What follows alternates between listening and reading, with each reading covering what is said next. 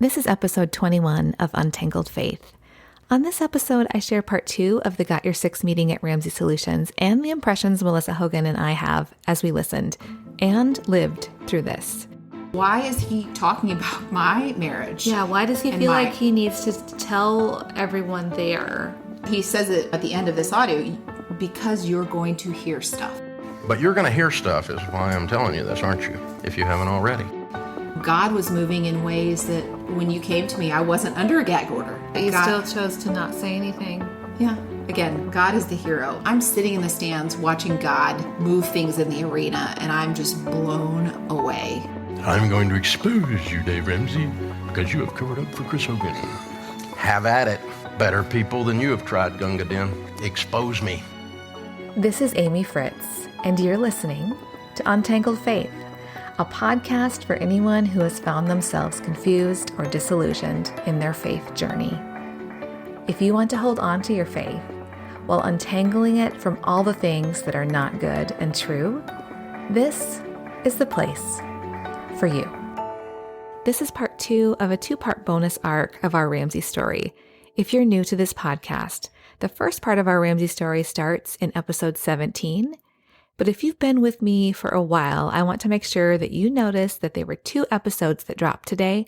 Make sure you don't listen to this one first. Start with episode 20. Okay, now that you're sure you're in the right place, you've likely already invested hours of your life listening, and I'm very grateful. The previous episode and this one you're listening to right now are 2 of the most important episodes I've shared yet. They are also 2 of the heaviest. This episode includes content that may be triggering for some people, especially if you've experienced any kind of abuse and subsequent secondary trauma from what happened when you reported it. If it would be easier for you to read a transcript than it would be for you to listen, I have provided transcripts in the show notes and on my website, untangledfaithpodcast.com. There are transcripts for this episode and the last episode available for everyone. Today we get to the part of the employee meeting that I believe that Dave has been leading to during the previous 20 minutes. So we have to balance all of that stuff out. So I'm telling you that for a couple of reasons. One is it was just time for that talk around here again. And I saw that bumper sticker and it reminded me. And one of the reasons it reminded me was I've got really, really sad news. Chris Hogan is going through a really, really nasty divorce. He is not leaving. He is here. That's not sad news.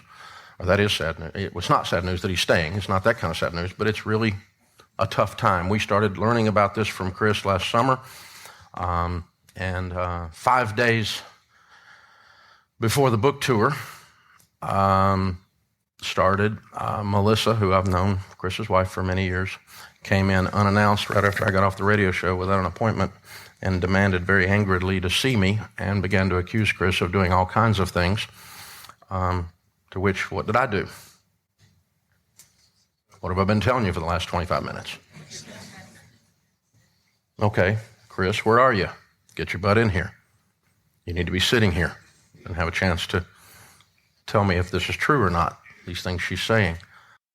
Dave tells the team, I've got some really, really sad news. So if people have spaced out, they're paying attention now. And he starts to share personal information about his number 1 personality, speaker, author, Chris Hogan, Melissa's now ex-husband. He is saying that he's going through a really, really nasty divorce.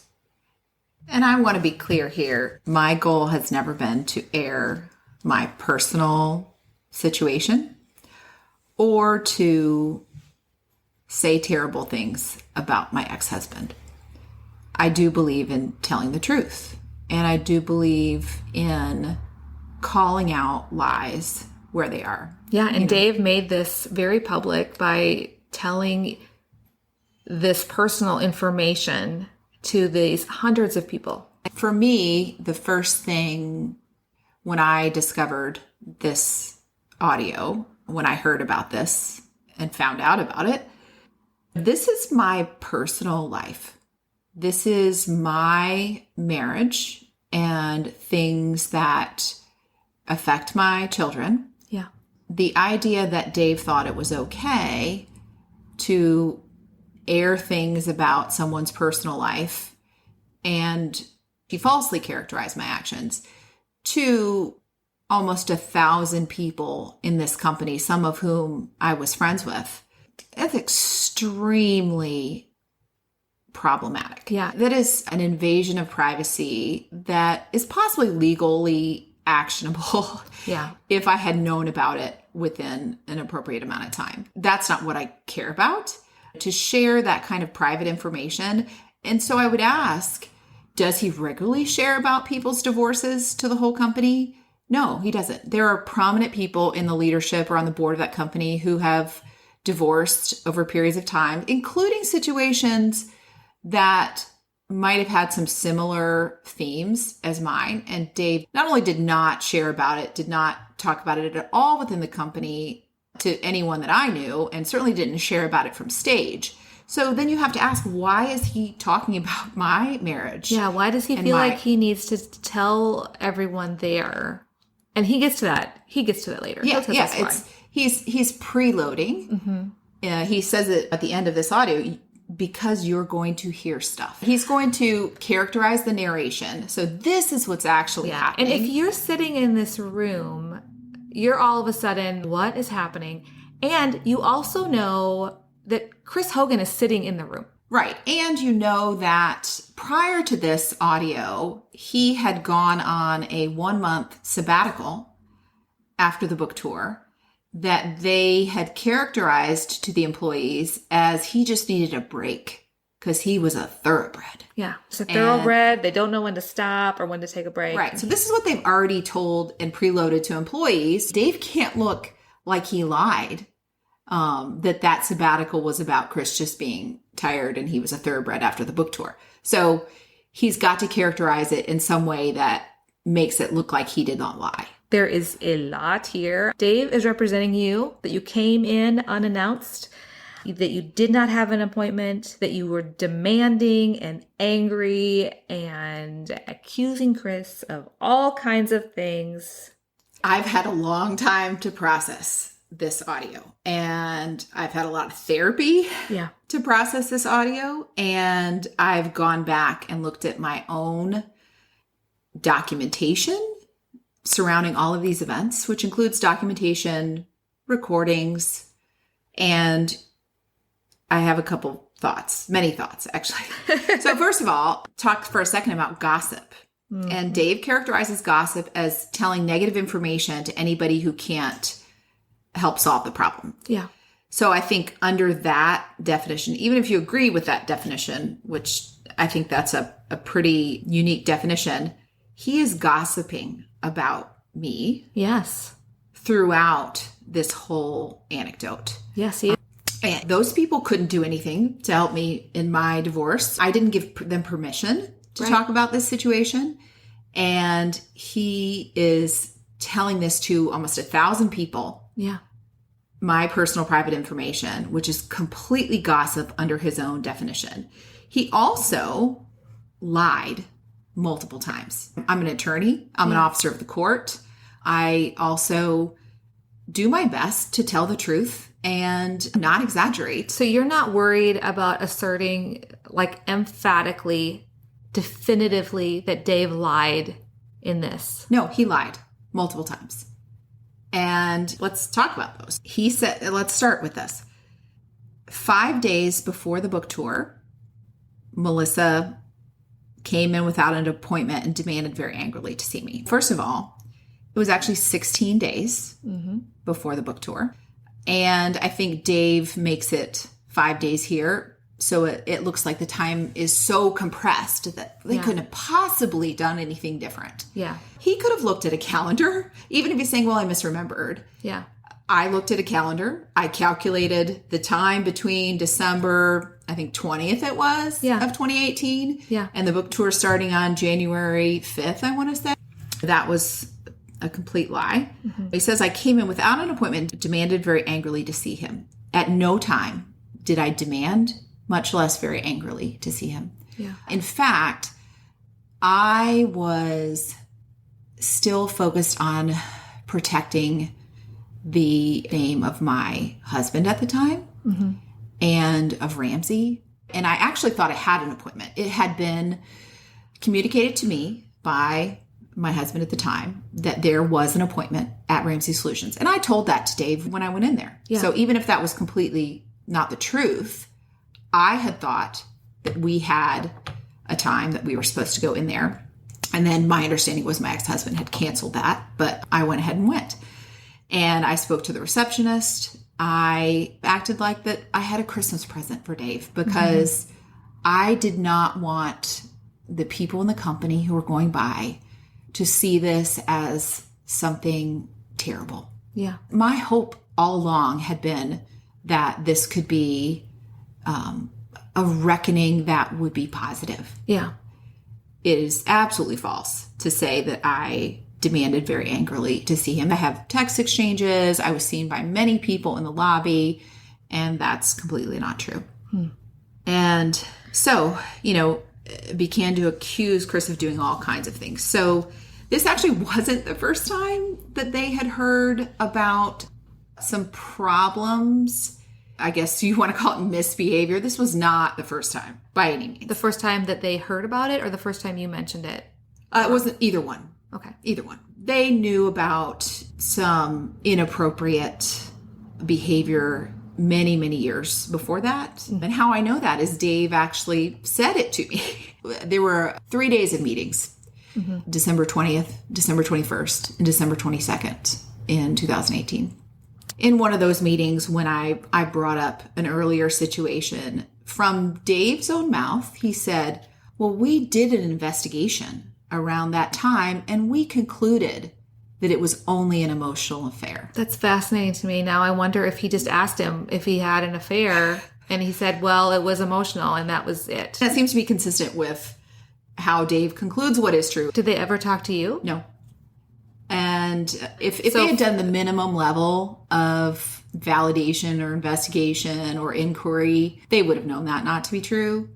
But they didn't. And to have Dave from his own mouth say they did an investigation, and this would have been in 2007, 8, 9, somewhere in that range, because it was a pretty long situation. Then they're arguing about it, and I can't tell who's telling the truth. And so they said, and one of them said, well, the elders of the church have been through all this with us for 10 years. And I'm like, elders of the church, get in here. 5 hours later, me and several operating board members are sitting there with Chris and Melissa and them trying to figure out what the truth is in all these accusations and horrible things. Suffice it to say, there are no angels in this story, as there usually aren't, including Chris. And looking at it, it was messy, but there weren't clear lines. And we said, okay, not because we're taking up for Chris because he's getting ready to go on book tour, but because there's not a clear line. If there was a clear line, we would have taken the hit and canceled the book tour. But there wasn't, and Chris wouldn't be here anymore. Dave says he's so confused. There's conflicting things happening. If we go back to some of the themes of some of these earlier anecdotes, accusations are bad. They're most likely false. Yeah. And basically, in one of these stories, I'm going to tell you that they're false, and why would you believe them to be true? So that is what I experienced. When I went to Dave, I was met with Dave and 2 other male members of the board, and they were very hostile, Dave especially. And it was basically, what other false accusations do you have? Did Dave say that to you? Yeah.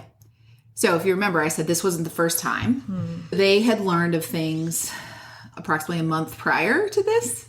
Some recent things. Yes. So they'd learned of more recent things that no one in any kind of right mind could characterize as appropriate in any way. It's been confirmed that everything that I have told them and laid out to them was true. Being in a meeting with 3 male board members that your husband works for who are incredibly hostile to you and telling you you have false accusations and that you're lying, it was so traumatizing to me. I can't even describe how horrible that it was. About 30 minutes, at least from my memory.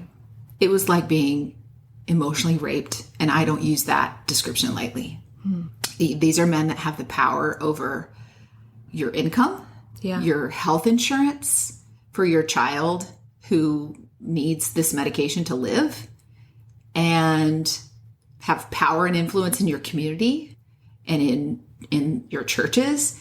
And some would say, then why would you go to them? The reality is I expected that this would become public. There are enough things involved in this situation that I fully expected that it would become public.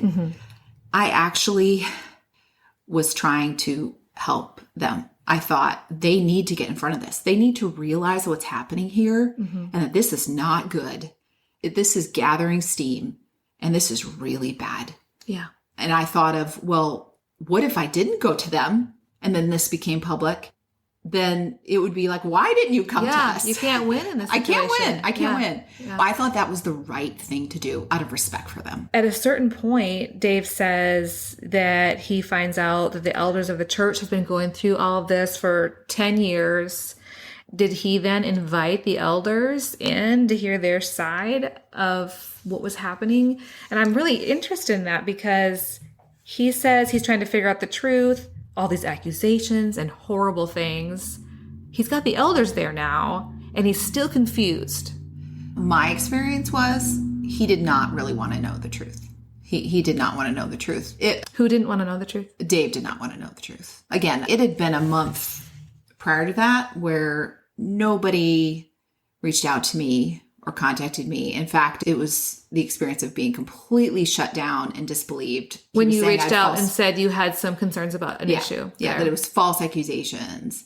And at the time, I had a massive amount of evidence that everything I was saying was true. Did the elders corroborate that? Yes, they did.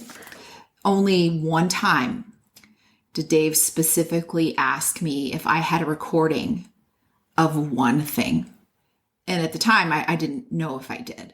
But that was the only time he asked for any kind of corroboration of anything, of one specific aspect of the allegations. Wow. But nothing else. There were numerous things that I mentioned in all of this that they never questioned, never followed up on. I was clearly in deep, deep distress. They did not want to know. And in fact, I was shamed and gaslit and told I was engaging in false accusations. And again, it was so traumatizing. I can't even, it's still hard to talk about. And I've had lots of therapy about it. So when he says there weren't clear lines, that's completely untrue. So whatever line they're talking about, they decided that it wasn't crossed. Whether he thinks there wasn't clear lines as to who was telling the truth, which I think is what he's implying here, that's completely not true. Because again, there were corroborating people there. Yeah, why would he be so confused if all these people are saying the same thing? If we go back to these earlier anecdotes in here, what he says is basically until that person, the accused person, admits that all things are true, basically anything else is rumor and innuendo. So that would include anything I was saying, anything other people were saying. And again, he did not ask for or seem to want any actual corroborating documentation or recordings or anything else. Yeah. I was incredibly vulnerable in that situation. My children were vulnerable. It shouldn't have been up to me to prove what was happening, which has now turned out to all be true. Yeah. What would they think that it would gain you to go to them and make that up if that wasn't true? You could possibly lose everything. That answer is displayed later on when Ramsey sent board members to a hearing in my divorce on temporary parenting time of all things, where they characterized me as crazy and vindictive and trying to use this in a situation, which I would never do. Yeah. My goal has always been for the truth, for us to do as Jesus calls us to embrace the truth and to embrace ownership of our behavior, to protect my children and myself. The idea that somehow I wanted to harm people or be vindictive, is completely undercut by an exchange that Dave and I had at this meeting where he asked me, and I now see how incredibly unhealthy and inappropriate this question is. Mm-hmm. He said, well, we could fire Chris and we could cancel the book tour. We could take that $10 million hit. We could do that. Wow. Do you want us to do that? Putting that on your shoulders. Yeah. I mean, again, I was in deep trauma in the middle of all of this, and I wanted to save my marriage.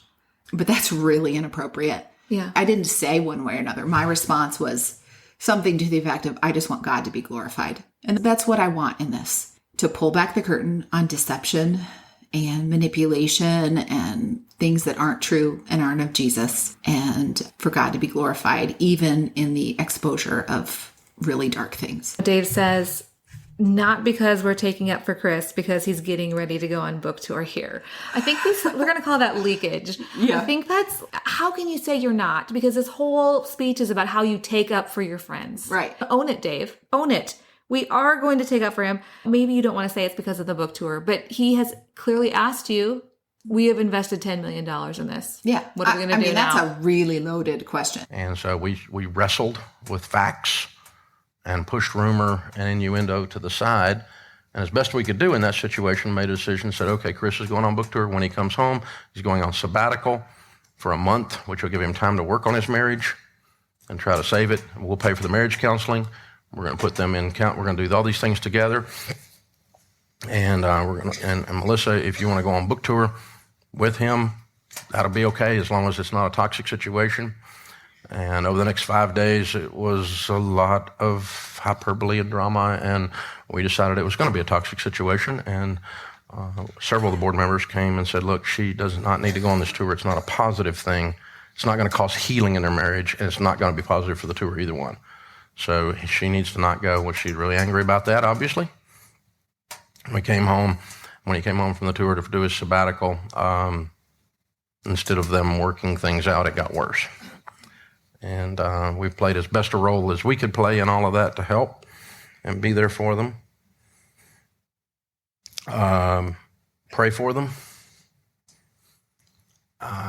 If there are facts, not purple egg rumors, not threats, I'm going to expose you, Dave Ramsey, because you have covered up for Chris Hogan.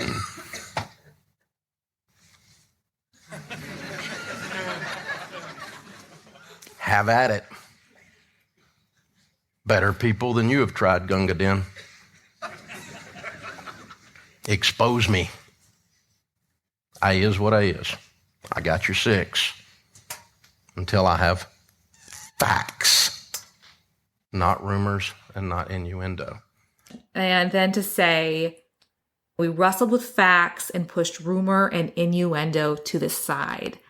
How did they decide what was facts and what was rumor and innuendo? I mean, there wouldn't have been any rumor and innuendo. People directly involved in the situation. That just doesn't even make sense. And then he says, over the next 5 days, a lot of hyperbole and drama happened. Let's go back to, it was 16 days. So again, that was not true. The reality is, I'll stand by my choices and my words and everything that happened in that period. And I have a lot of verification of all of that. God made me a lawyer for a reason. Yeah. And when you're in certain circumstances that are really unhealthy, one of the things you do is you start recording because you can't make sense of what is happening. I have lots of documentation and recordings and of verification of my response and where I was. There were a small number of people that knew what was going on at the time, but I think their characterization of it would be consistent with mine, that I was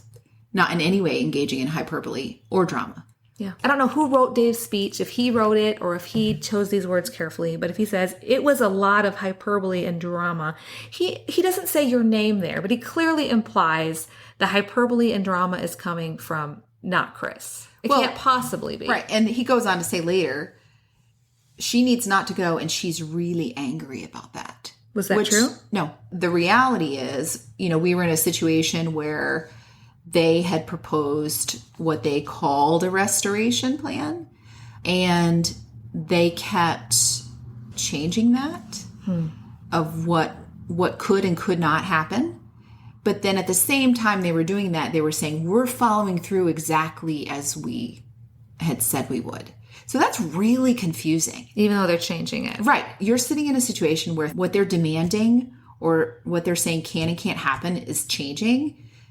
But then they're saying, but we're following through. So that's hard to make sense when you trusted people. And again, this goes back to, as believers, I think our default is to give the benefit of the doubt. These people said they're believers. They say they love us. They say they care about us. But when the actions are completely at odds with that, it's really confusing. That's cognitive dissonance. Yeah. And so that's what I was in going, wait, they're saying they're doing this, but it's completely the opposite. Mm-hmm. And one of those things was, we'll pay for marriage counseling. Mm-hmm. And so they had said that. There are certain situations where marriage counseling is not appropriate at all. And the idea that an employer would say, as a condition of this moving forward, you're going to be in marriage counseling. Together. Right. Not just separately. Right. And then also to later on add, and we are going to want reports from all the therapists, which would include individual therapists, marriage, and we're going to want reports from your elders. That is completely inappropriate. Yeah. And that was one of those changes where you're like, wait a second. That I knew enough to know that was really unhealthy and controlling and inappropriate. And that was not anything that had ever been talked about. He says we played as best a role as we could play in all of that to help and be there for them, pray for them. And if there are facts, not purple egg rumors, not threats. That's his purple egg is a reference to Twitter. It used to be if people started an account and they didn't change the picture, it would default to an egg. So that was well before this. It's changed a long time ago. But then he turns on this really sarcastic, I'm going to expose you, Dave Ramsey, because you've covered up for Chris Hogan. Like, he uses this really sarcastic voice. And then it switches to threatening. He says, have at it. Better people than you have tried.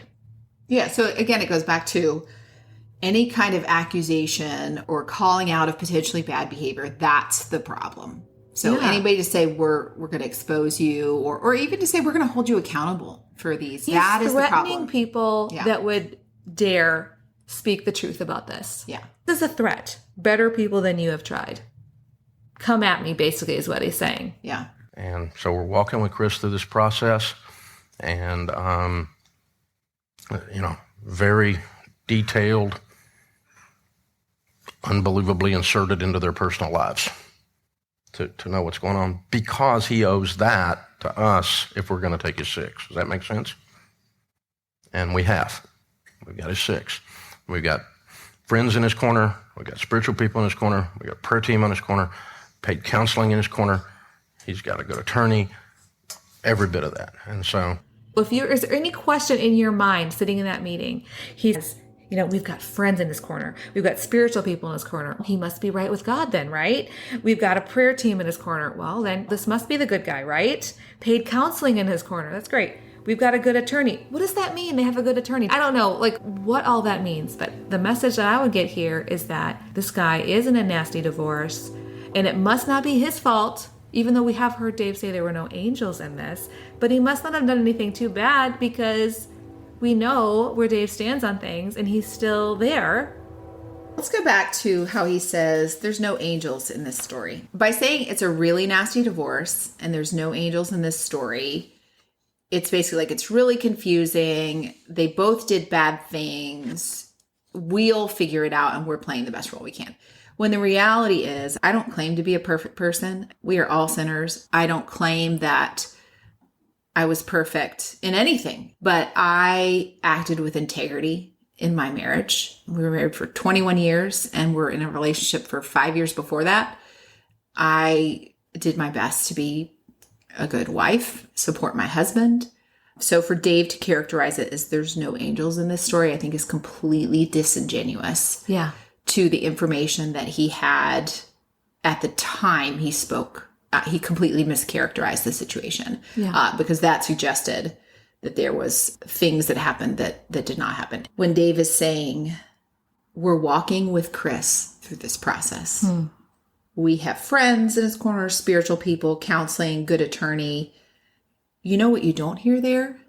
You don't hear that they in any way support me at all or my kids.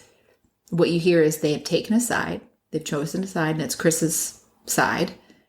Even though at the time, every fact that they had, every documentation, every part of this underscored how vulnerable me and my kids were. Yeah.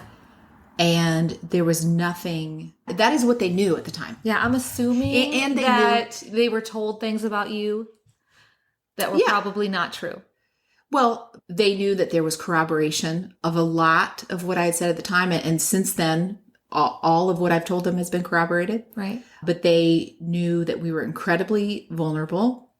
And they also knew, to the extent that they were told negative things about me, it had been corroborated that that person, my ex-husband, had lied to them for an extended period of time in a pattern of behavior. So the idea that you would trust that person really flies in the face of any kind of wisdom. But that's the pattern we've seen here, is that I'm going to trust, accusations are most likely false. The accuser is bad. I am going to have loyalty, and you should have empathy for this poor accused person. Yeah. That, by the way, turns out to actually be the bad actor in the end. And I have no empathy for the people that they have harmed. He's emphasizing that here because we have all these things in his corner. No empathy whatsoever for me or my kids. And in fact, they worked actively against the betterment of myself and my kids because they sent 3 board members to this hearing. If you want to talk about false accusations, with the allegation that I was trying to get him fired. I was trying to make this go public. And in fact, I could have gone public with all of this for a long time. Yeah. And did not. I sought support in trusted people around me and went to them when I was concerned it would go public. Yeah. But they thought that the best thing would be to send board members and make these false accusations against me in order to get me under a gag order. And they were effective. They got me under a gag order that I was then under for the next 7 months, 6-7 months. The gag order effectively actually prevented me from even speaking to my friends or family about what had happened or what was happening. That's so isolating.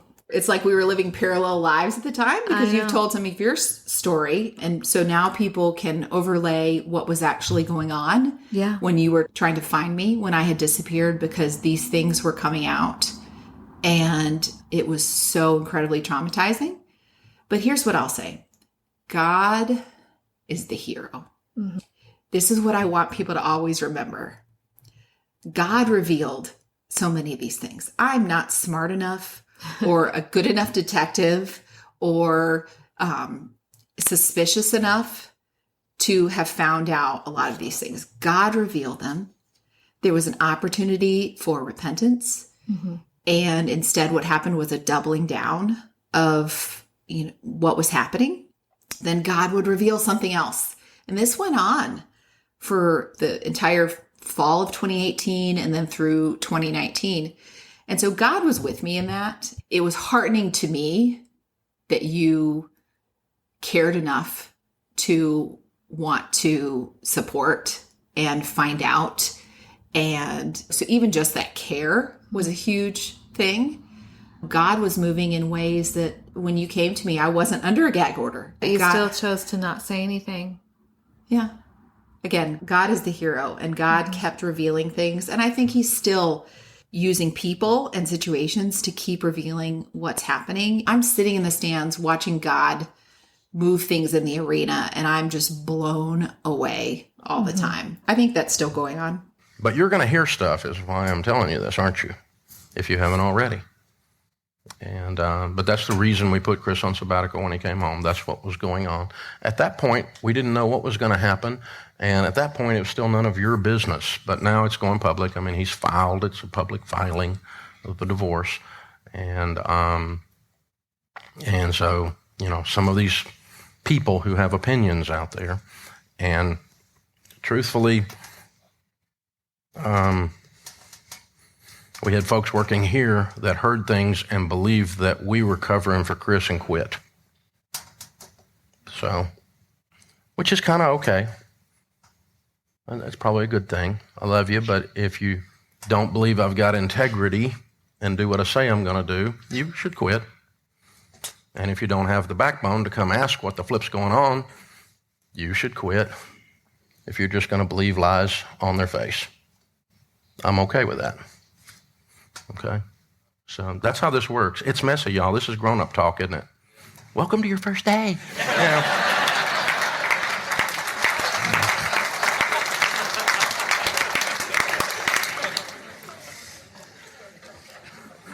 So having said all of that, if you have personal information of great concern, it may or may not be something that we don't know. It likely is something we have heard or know. Because believe me, it's unbelievable. But if you're worried and you need a little bit of information to know that we have integrity, we will share a little bit of information with you, but it's none of your business, really. That's what it comes down to. But if you're worried about our integrity and leadership, and are we covering up for him because he's a big brand, the answer is no. No. Yeah. This part feels particularly personal for me.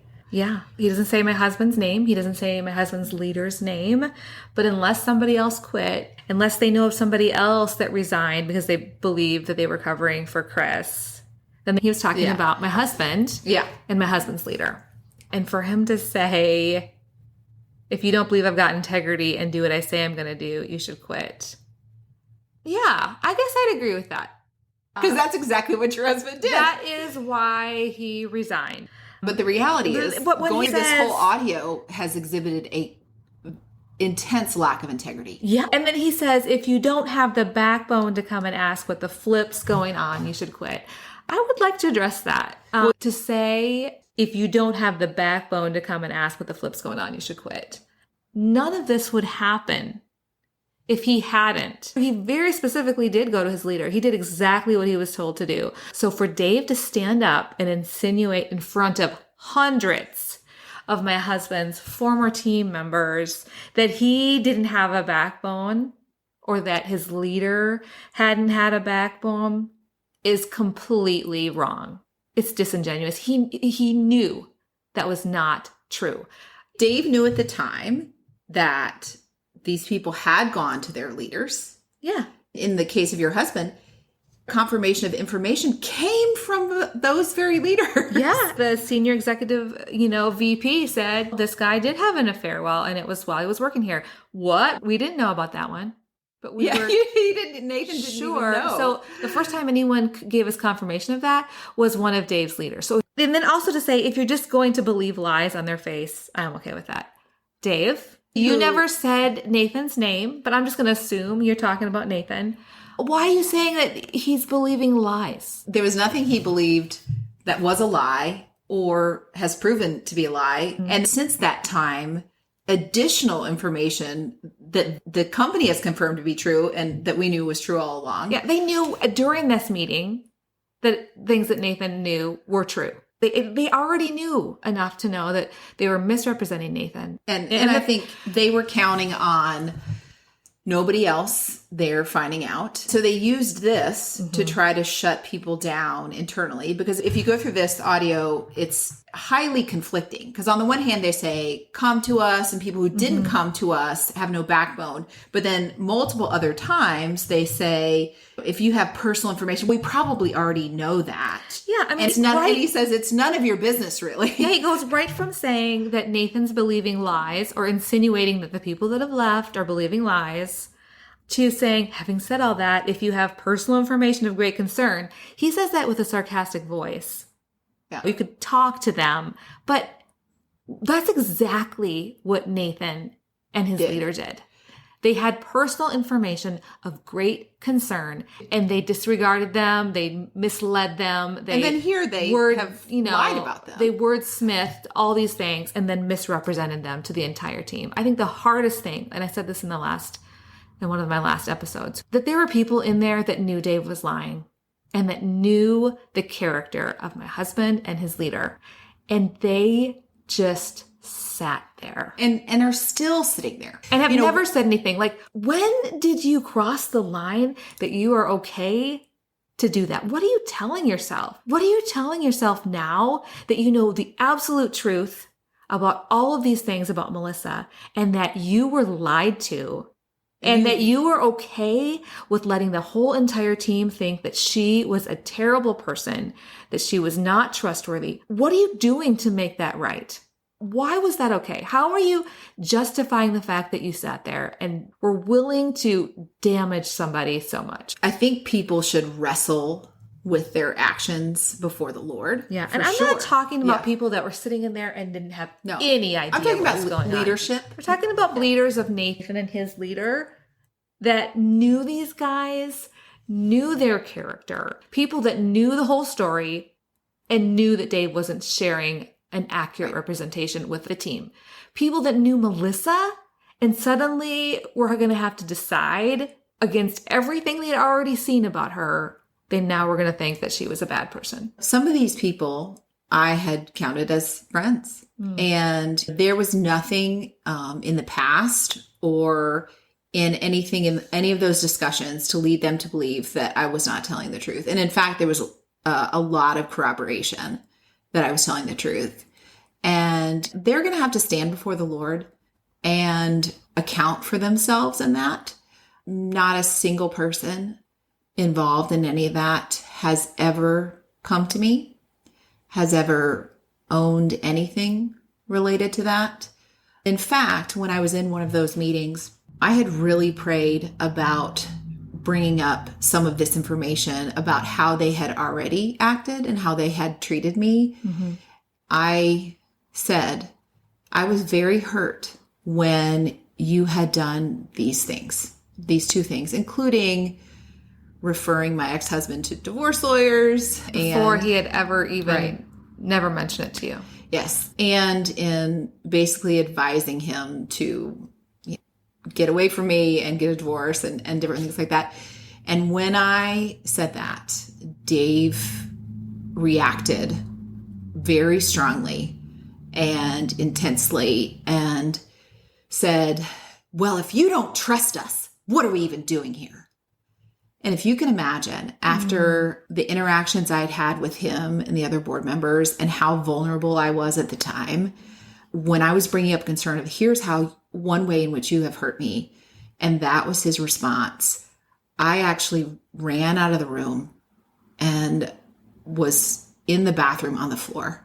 It was, again, so traumatizing.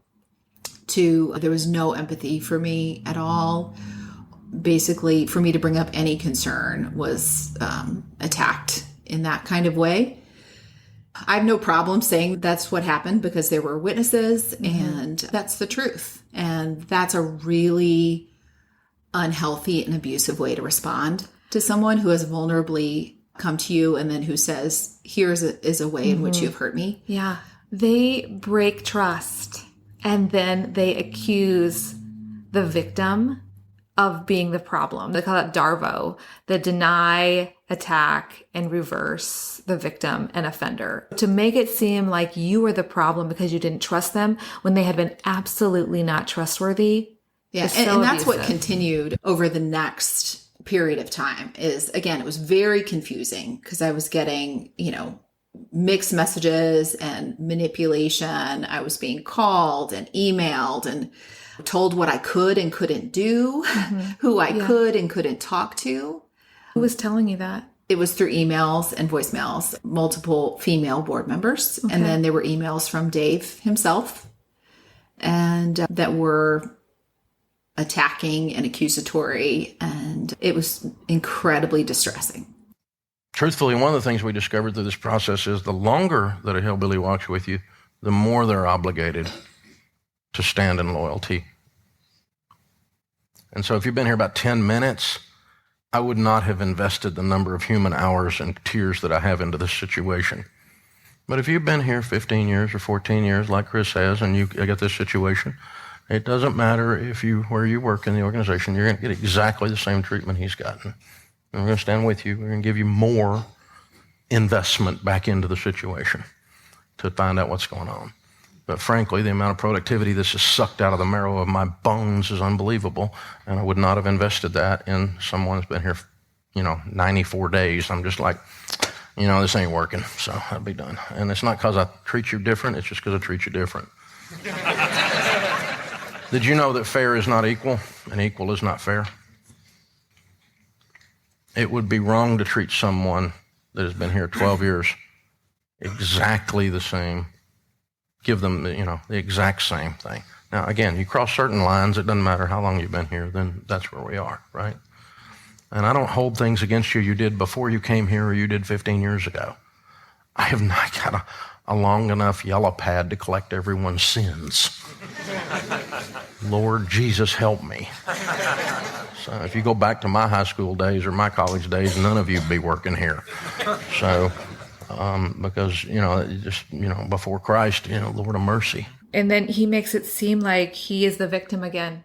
He's saying, you can come talk to me, but frankly, the amount of energy I've expended on this is just unbelievable. I would venture to say that the damage and the amount of energy and emotion that Dave expended on this was a tiny fraction of what I was living in that period of time.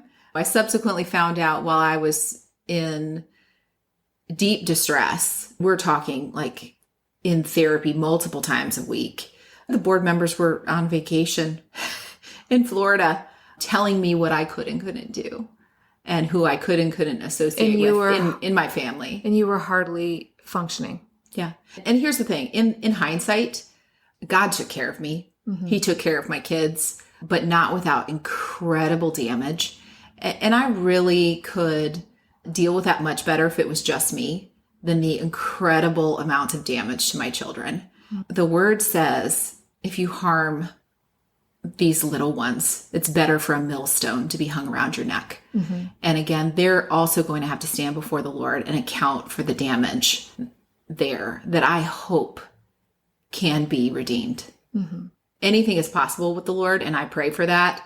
No one has come to me and offered any kind of support or reconciliation or owning of their behavior. They certainly have never showed any ownership of the damage to me or especially to my kid. I don't even know what to say. When you put yourself out there as a lover of Jesus and a follower of Jesus, people look at your actions and say, well, that must be what a follower of Jesus looks like. And if our kids are looking at that, and my kids are looking at that, and there's no accountability for really damaging behavior, instead, the actions are to attack the person who is vulnerable and who has made credible and supported allegations. What does that say to my kids? That says power and money and influence are going to win the day. And that gives them an entirely warped message about who Jesus is. Yeah. And that's what happened. So there is a statement in here where Dave says, if you've been here 10 minutes, I would not have invested the number of human hours and tears I have into this situation. But if you've been here like 15 or 14 years, I want to point back to this quote from EntreLeadership where he says, it doesn't matter if you've been here 10 minutes or 10 years, that there are certain things that you get fired on the spot for. And that was in the context of cheating on your spouse. And now we know that's really not true. That is completely opposite of what he's saying here, which is, hey, if you've been here a long time, I'm going to invest more in you. That's the more honest thing to say. Yeah. He's not admitting that he's being inconsistent here. He's saying, well, this is the logical, natural thing. But that's not what he said in EntreLeadership. Yeah. That's not what they did. So, grace. Loyalty is a character trait. Toxic loyalty is not called for. That's a cult trait. But loyalty, I got your six. is a character trait. And what you can hear from this is, we got your 6. And we expect reciprocation. It's mandatory. You either for me or you again me. That's how this place works. So hope you're okay with that. If you're not, then this is your day. It's okay. I love you. Glad you were here for a while. All right. Hope that helps. Oh, by the way, if you have a serious question, just come to an operating board member. We are all in the loop on everything. So if you have an issue, you're welcome. We're not trying to shut things down, but we just want you to know what's going on. So, and also don't want to open the floodgates and have pastoral counseling for everybody that's been through trauma. So I ain't got time. But because we've all freaking been through trauma, right? So that's what's going on. Hope that's okay. There are so many mixed messages coming in this meeting and in the context of what we've seen and read in Entre Leadership. And even there where he says, loyalty is a character trait, toxic loyalty is not called for, that's a cult trait. But didn't he say that they took loyalty to an extreme already? Didn't he say he basically has toxic loyalty already? He's expecting people to not remember what he said 20 minutes ago. He admitted that multiple times that, we take it into stupid, we go to a toxic extreme. And now he's saying, and here's the leakage. He's saying toxic loyalty is not called for and it's a cult trait. Basically, he's calling himself a cult because he's admitted he's engaging in the behaviors that he finds are consistent with a cult. Yeah. And then we have what it really feels like, a sincere emotion coming out where he says, and what you can hear from this is, we got your 6 and we expect reciprocation. It's mandatory. It's threatening. Oh, it closes out this speech of, I stand by these people. Accusations are bad. They're most likely false. I expect that you're in the camp with me and these other people. I've got your 6. You better have mine. If I find out you don't, hell and high water and wrath. And it's not wrong for me to ask this of you. It's not toxic. It's not a cult thing because I said it wasn't. Right. It's not wrong because I said it's right. God, we thank you for this day. We thank you for our team. We thank you for a place that is highly unusual. Lord, help us to have wisdom and mercy. You blessed us that we might be a blessing. You put smart people in this room, people of character in this room, people of great talent in this room. Unify us. Teach us to cover each other's back as our first default. In Jesus' name, amen. But then Dave closes out this meeting that has been jam-packed with all kinds of things. People don't even remember maybe what he said 20 minutes ago, but they know the impressions that they have been left with. And then he closes with this prayer and is just so manipulative. And he says, teach us to cover each other's back as our first default. In Jesus' name, amen. So he is cloaking this toxic loyalty to accused abusers who then turn out to be that. Yeah. Cloaking that in Jesus and calling it good. And that is my biggest problem. I hate to speak after Melissa summarizes this so well. First, to those of you who have gone to someone for help, only to be treated like the enemy and left with deep trauma, I am so sorry. It's particularly egregious when this happens in Christian settings. Second, to those of you who have heard the Ramsey narrative of this situation previously over the last several years, thank you for listening. Thank you for listening to Melissa share the truth of what was happening. I hope you can see and hear the integrity and bravery in her voice. If you remember anything from this, I hope you remember Melissa's words that say, God is the hero of her story.